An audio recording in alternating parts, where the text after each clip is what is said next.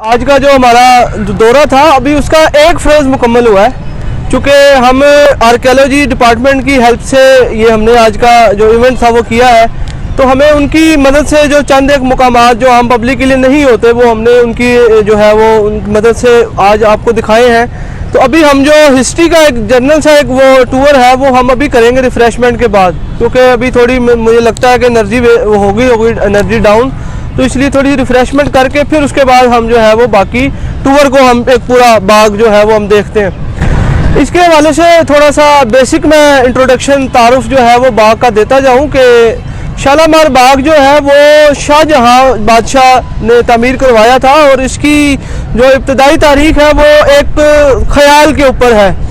रवायत यूँ मिलती है किताबों में कि शाहजहां लाहौर आया और वो अपने बाप जहांगीर के मकबरे पर फातिहा के लिए गया और वहाँ अपने बाप से जो उसकी एक मोहब्बत थी उसमें वो एक रात वहीं रुक गया और वहाँ वो जब सोया और उसने जन्नत के जो बागात थे उसको ख्वाब में देखे।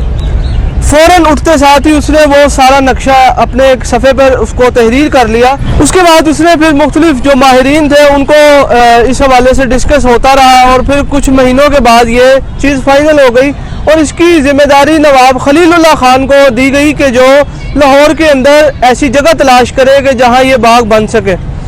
तो ये रावी का किनारे की बिल्कुल महफूज जगह है जहाँ पे हम इस वक्त मौजूद है, क्योंकि रावी हमारे इस साइड पे बहता था एक ज़माने में, अब आहिस्ता आहिस्ता वो बहुत पीछे चला गया हुआ है। तो ये जो जगह थी ये एक बहुत अच्छी एक ज़रखेज़ इलाका था जो बाग के लिए पसंद किया गया।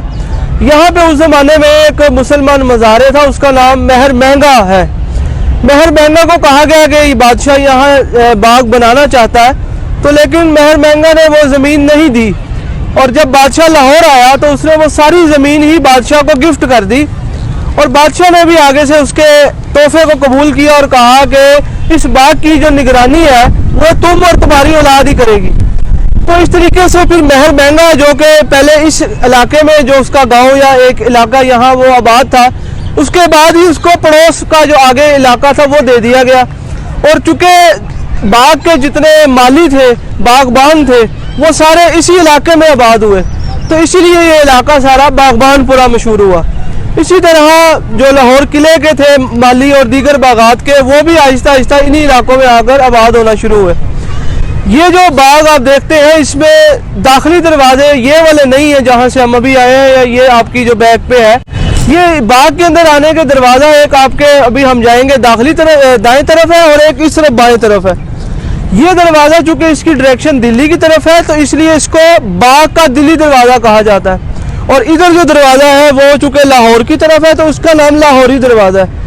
आमतौर पे जब नाम लेंगे तो वो लोग शहर का समझते हैं कि दिल्ली दरवाज़ा शहर का, लेकिन ये बाग के दरवाज़ों की बात कर रहा हूँ मैं। इसी तरह मुग़ल बादशाहों के ज़माने में ये एक बड़ा अहम बाग था और इसके साथ साथ और बहुत सारे बाग थे। उसमें गुलाबी बाग का नाम आपने तो सुना ही हुआ है।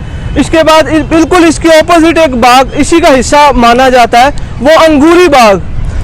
और फिर उसके बाद बिल्कुल आगे लाल पुल के करीब एक इलाका है जिसको गुलशन पार्क कहते हैं। बहुत सारे लोगों ने नाम सुना या इलाका देखा होगा, गुलशन पार्क।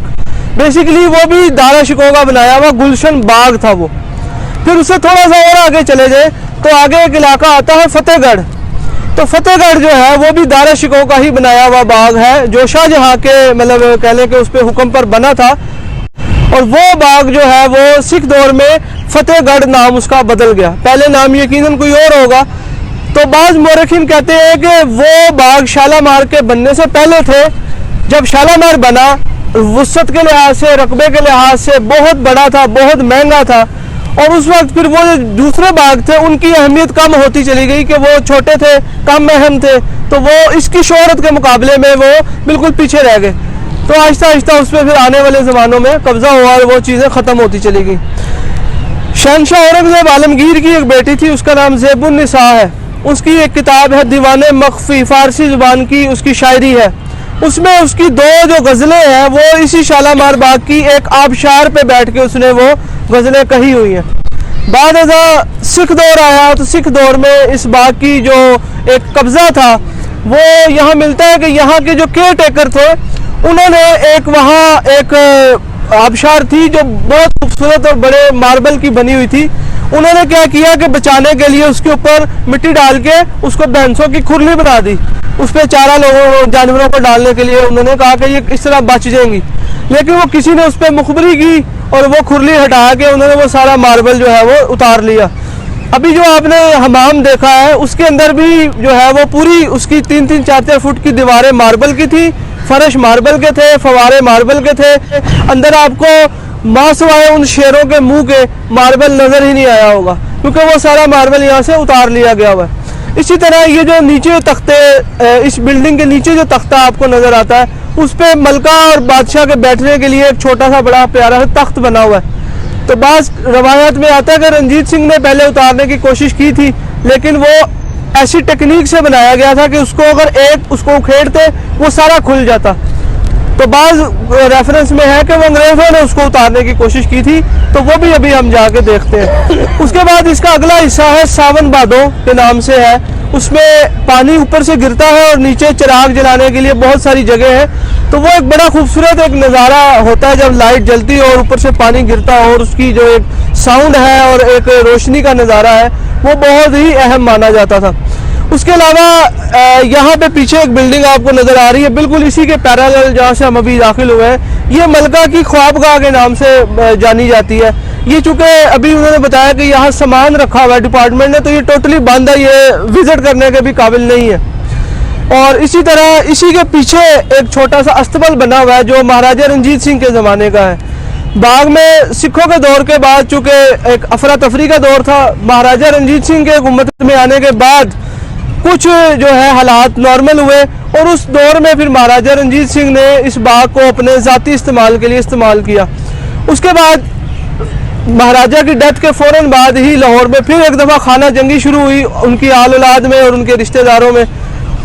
उसमें एक हीरा सिंह नाम मिलता है, हीरा सिंह, जिसकी लाहौर में एक बड़ी मशहूर जो है इलाका भी मौजूद है। उसका एक चचा था सरदार अजीत सिंह। तो उन दोनों का आपस में जब झगड़ा हुआ और बात जंग तक आ गई, तो अजीत सिंह अपनी फौजों के साथ इस जगह पे ठहरा आके, ये जो लिंक रोड जिसको हम आज कहते हैं, इसमें एक दरबार आता है जिसको हम दरबार मियाँ वड्डा का कहते हैं, दरसगाह बड़े मियाँ के। वहाँ पे जब वो पहुँचा अजीत सिंह, तो वहाँ के मुजावरों ने कहा कि आप जंग के उसमें आए हैं तो आप बिल्कुल शालामार आपके पास है, आप वहाँ चले जाएं। यहाँ अगर आप रहेंगे सुबह जंग होगी, उस जंग में हमारी खानका, हमारा ये दरबार, ये उसको नुकसान पहुँचेगा। लेकिन अजीत सिंह नहीं माना और उसको मुतबर्रिक जान के उस दरबार के अंदर उसने पनाह ली। और अभी फजर नहीं हुई थी कि हीरा सिंह अपनी फ़ौज के साथ बड़े मियाँ के दर्श के बाहर जो है वो तोपें लेके आ गया। उसने वहाँ बमबारी की, हमला किया और उसमें अपने चचा अजीत सिंह को कत्ल कर दिया। और उसके नतीजे में जो खानका थी उसकी लाइब्रेरी को भी आग लग गई, और वहाँ जितने बड़े बड़े जो लोग थे, पुराने जो तलबा थे, और वो सारे वहाँ पे मारे गए। तो इस तरह फिर बाद में जो है अंग्रेज़ों ने उसको अपने बजट पे उसको बहाल भी किया और उसकी मरम्मत भी करवाई। अंग्रेज़ों के ज़माने में जीटी रोड को री रूट किया गया। ये जो अभी मलिक साहब ने बात बताई थी कि ये जो रोड है ये बाद में निकाली गई है। असल जो रोड है वो उस दरवाज़ों के साथ लिंक करती थी जो शहनशाह जहांगीर के ज़माने में बनाई गई थी। और इसी रोड के किनारे किनारे पर कोस मीनार बनाए गए थे, जिसका तयन हर कोस के फासले के हिसाब से होता था कि इतने कोस फासला तय हो चुका हुआ है। वो कोस अगर आप देखें तो गढ़ी शाहों का इलाके में एक फाटक आता है जिसको कराची फाटक कहते हैं। कराची फाटक के बिल्कुल साथ वो कोस मीनार वाक़या आज भी। तो मेन जीटी रोड को अगर देखें तो यूईटी कहाँ है और आगे वो कराची फाटक कहाँ है, तो यहाँ से अंदाज़ा लगाया जा सकता है कि वो रूट जो है वो कितना फ़र्क पड़ गया हुआ है। इसी तरह और बहुत सारी तब्दीलियाँ वक्त के साथ साथ आती रही हैं। इसमें बागात के जो कॉन्सेप्ट है, इसमें दरख्तों का होता है बहुत अहम चीज़।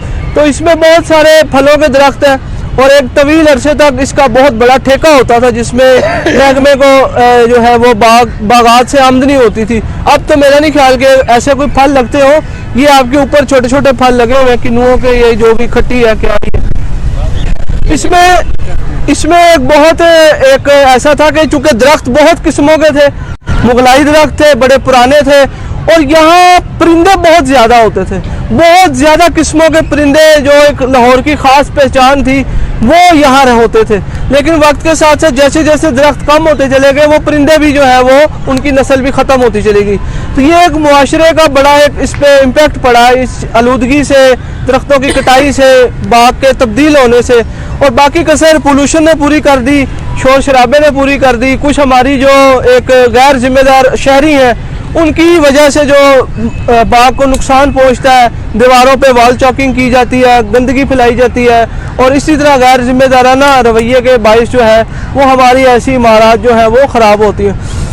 ये इलाका चूँकि वैसे ही बड़ा तारीखी है, और इसके बिल्कुल हमारे पड़ोस में एक बड़े अजीम सूफ़ी बुज़ुर्ग हज़रत शाह हुसैन और माधोलाल जो है उनके मज़ारात भी हैं।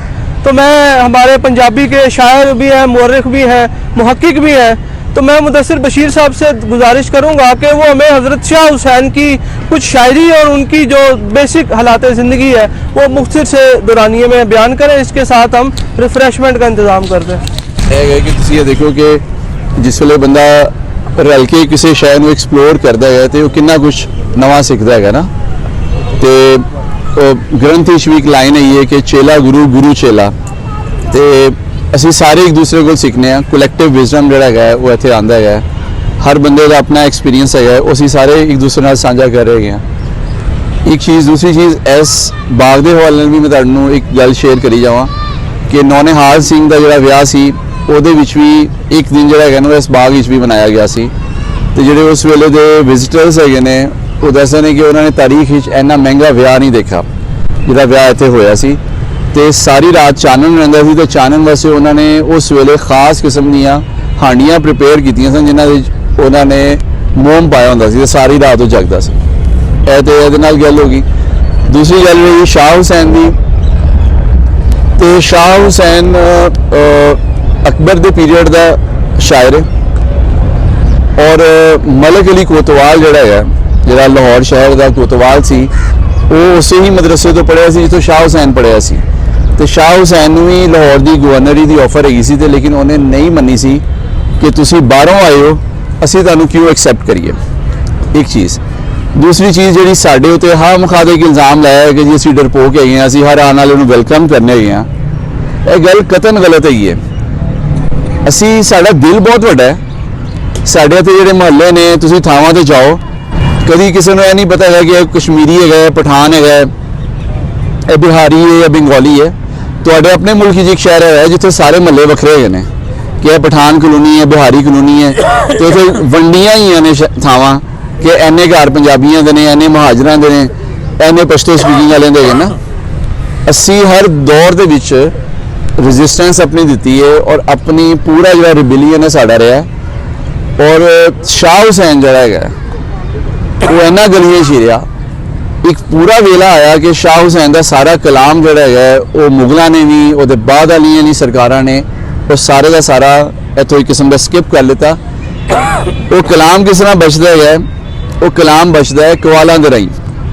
ਤੇ 1928 ਦੇ ਵਿੱਚ ਪਹਿਲੀ ਦਫਾ ਸਿੰਧ ਤੋਂ ਕੁਝ ਕਵਾਲਾਂ ਕੋਲੋਂ ਕਾਫੀਆਂ ਇਕੱਠੀਆਂ ਹੋਈਆਂ ਤੇ ਡਾਕਟਰ ਮੋਹਨ ਸਿੰਘ ਦੀਵਾਨਾ ਸੀ ਜਿਹਨੇ ਵੈਰੀ ਫਸਟ ਕੰਪਾਈਲੇਸ਼ਨ ਕੀਤੀ। ਫਿਰ ਮਜਲਿਸ ਸ਼ਾਹ ਹੁਸੈਨ ਬਣੀ ਤੇ ਹੌਲੀ ਹੌਲੀ ਹੁੰਦੇ ਸਾਡੇ ਕੋਲ 160 ਕਾਫੀਆਂ ਜਿਹੜੀਆਂ ਨੇ ਸ਼ਾਹ ਹੁਸੈਨ ਦੀਆਂ ਹੁਣ ਤੱਕ ਮੁਸਤਨਦ ਮਿਲਦੀਆਂ ਨੇ। ਤੇ ਉਦੋਂ ਲੋਕਾਂ ਨੂੰ ਪਤਾ ਲੱਗਿਆ ਕਿ ਉਹੀ ਮਾਧੋਲਾਲ ਹੁਸੈਨ ਹੈਗਾ ਜਿਹਦੀ ਅਸੀਂ ਕਾਫੀਆਂ ਜਿਹੜੀਆਂ ਹੈਗੀਆਂ ਨੇ ਉਹ ਥਾਂ ਥਾਂ ਦੇ ਉੱਤੇ ਗਾਈਆਂ ਜਾਂਦੀਆਂ ਨੇ। ਤੇ ਸਮਾਂ ਉਹਨਾਂ ਦੀ ਇੱਕ ਕਾਫੀ ਦੇ ਨਾਲ ਮੈਂ ਕਰਨਾ ਵਾ ਜਿਹੜੀ ਕਿ ਮੈਨੂੰ ਬਹੁਤ ਜ਼ਿਆਦਾ ਅਪੀਲ ਕਰਦੀ ਹੈ। ਤੇ ਉਹ ਵੀ ਤੁਸੀਂ ਦੇਖੋਗੇ ਕਿ ਜਿਹੜਾ ਬਾਰ-ਬਾਰ ਸਾਡੇ ਪੰਜਾਬੀਆਂ ਦੇ ਉੱਤੇ ਤੇ ਲਾਹੌਰੀਆਂ ਦੇ ਉੱਤੇ ਹੈਗਾ ਜੀ ਕਿ ਅਸੀਂ ਰਿਬੇਲੀਅਨ ਨਹੀਂ ਦਿੰਦੇ ਹੈਗੇ, ਉਹ ਤੁਸੀਂ ਉਸ ਕਾਫੀ ਤੋਂ ਵੀ ਅੰਦਾਜ਼ਾ ਕਰੋਗੇ ਕਿ ਉਹ ਇਸ ਵੇਲੇ ਪਹਿਲੇ ਕਿਲੇ ਦੇ ਅੰਦਰ ਸਾਂਦਲ ਖਾਨ ਨੂੰ ਫਾਂਸੀ ਦਿੱਤੀ, ਫਿਰ ਉਹਦੇ ਪੋਤੇ ਨੂੰ ਦਿੱਲੀ ਦਰਵਾਜ਼ੇ ਦੇ ਬਾਹਰ ਨਖਾਸ ਦੇ ਬਾਹਰ ਦੁੱਲੇ ਪੱਟੀ ਨੂੰ ਫਾਂਸੀ ਦਿੱਤੀ। ਤੇ ਭਾਈਆ ਕਿੱਥੋਂ ਆਏ ਸਨ? ਸਾਡੇ ਹੀ ਸਨ ਨਾ। ਤੇ ਇਹਨਾਂ ਨੇ ਰਿਬੇਲੀਅਨ ਨਹੀਂ ਕੀਤੀ ਹੈਗੀ। ਤੇ ਉਹ ਸ਼ਾਹ ਹੁਸੈਨ ਦੀ ਕਾਫੀ ਇਹ ਮੇਰੀ ਜਾਨ ਜੋ ਰੰਗੇ ਸੋ ਰੰਗੇ, ਮੇਰੀ ਜਾਨ ਜੋ ਰੰਗੇ ਸੋ ਰੰਗੇ, ਮਸਤਕ ਜਿਨ੍ਹਾਂ ਦੇ ਪਈ ਫਕੀਰੀ, ਭਾਗ ਤਿਨਾਂ ਦੇ ਚੰਗੇ, ਮੇਰੀ ਜਾਨ ਜੋ ਰੰਗੇ ਸੋ ਰੰਗੇ। ਪ੍ਰੇਮ ਦੀ ਸੂਈ, ਪ੍ਰੇਮ ਦੇ ਧਾਗੇ ਸੁਰਤ ਦੀ ਸੂਈ, ਪਿਓਨ ਲਗੇ ਸਤ ਸੰਗੇ, ਮੇਰੀ ਜਾਨ ਜੋ ਰੰਗੇ ਸੋ ਰੰਗੇ।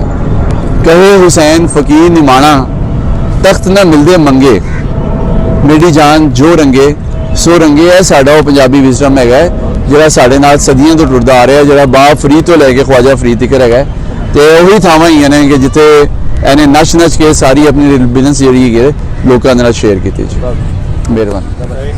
आपको हमारी आज की अदबी नशिस्त कैसी लगी हमें लाजमी बताइएगा, हमें इंतजार रहेगा। और अगर अभी तक आपने हमारे चैनल को सब्सक्राइब नहीं किया तो सब्सक्राइब कीजिए and must hit the first bell icon for new notifications. इंशाल्लाह बहुत जल्द एक और इंफॉर्मेटिव वीडियो लेके आपकी खिदमत में हाजिर होंगे। तब तक आप अपना और अपने आसपास सबका बहुत ख्याल रखें, खुद भी खुश रहें और दूसरों को भी बहुत खुश रखें और हमें दीजिए इजाजत। अल्लाह हाफिज।